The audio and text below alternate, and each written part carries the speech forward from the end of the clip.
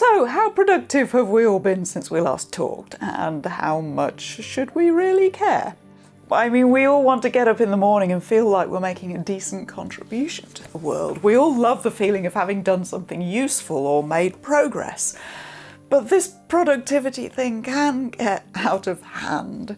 Something is off when our sense of identity gets wrapped up in how much we do.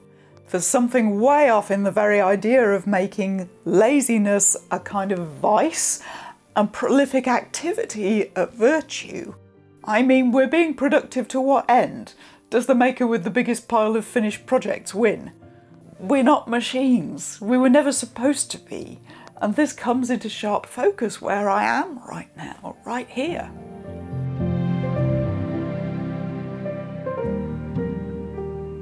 I'm in the Derwent Valley in Derbyshire in the UK, and I'm staying in a back-to-back terrace of cottages built around 1819 by the Strutt family, who were the owners of some of the earliest mills of the Industrial Revolution.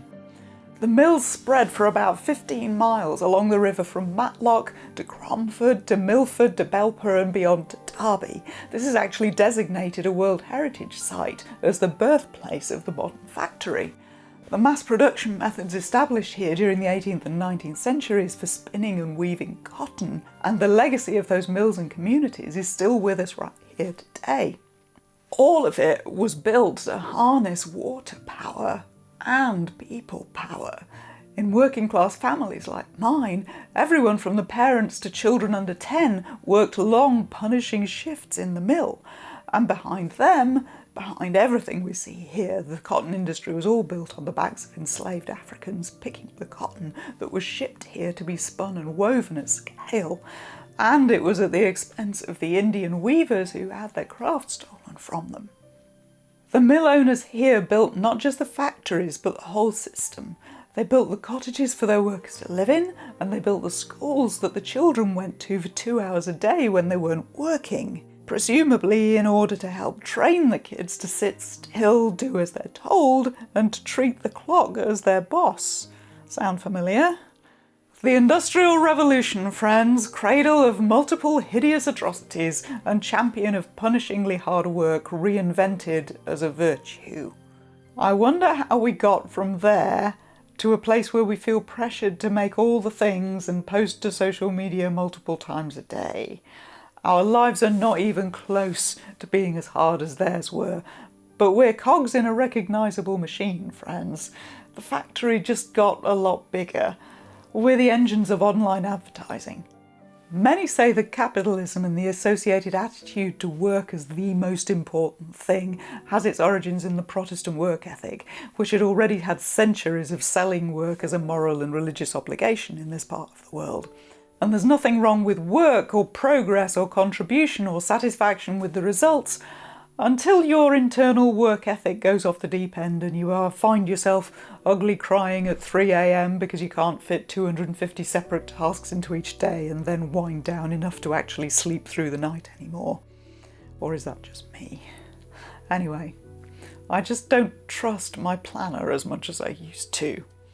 And this is where slow heritage craftsmanship becomes an irrelevant hobby, because stuff is supposed to be churned out as fast as possible, right?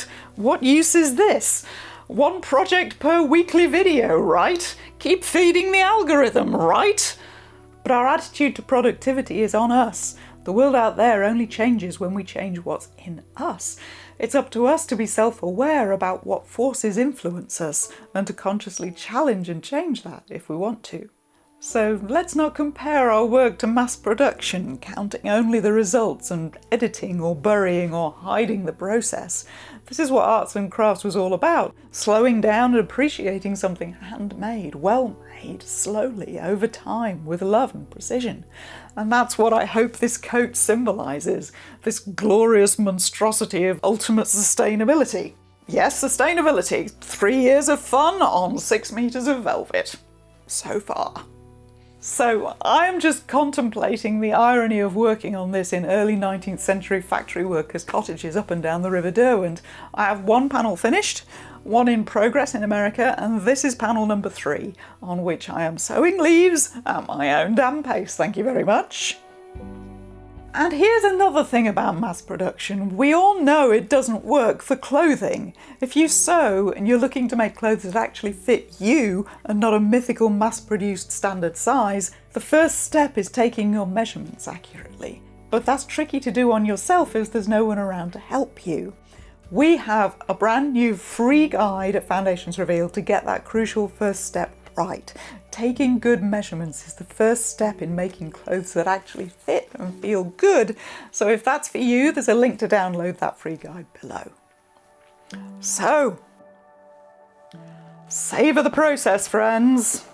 Forget about productivity. Instagram is just gonna have to deal with the joy of a slow process.